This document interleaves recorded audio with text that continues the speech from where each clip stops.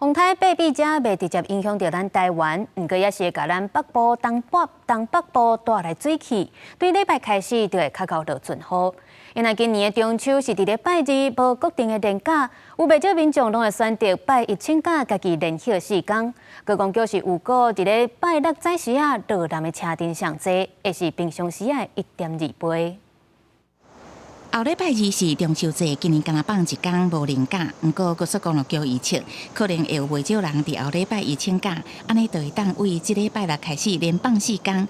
推测国道礼拜六的交通量会是平常时礼拜六的1.2倍，其中以拜六早起落南的车流会上济。整个形态来看，它可能是一个类似4天连假的状况，因此车流的高峰就是会在周6的部分。那预估交通量会到110万车公里，大概是平日的1.2倍。若是中秋节即天会有短途出外旅游的车阵，而且迄天国道5号上北，车会坐到暗时7、8点以后。若是天气部分，今年第13号风台八比者，目前是伫菲律宾东海面，强度持续伫增强。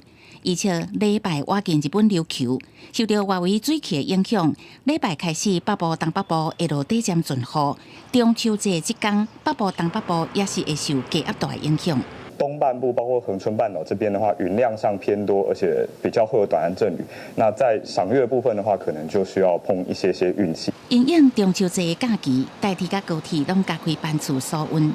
高铁表示，目前中秋节迄天的早起上北列车拢还有位，若是疏运期间，各车站拢会加派人力，必要的时阵会启动人阵的管制。台铁部分西部干线甲东部干线长停的列车，目前时段拢还有位。记者综合报道。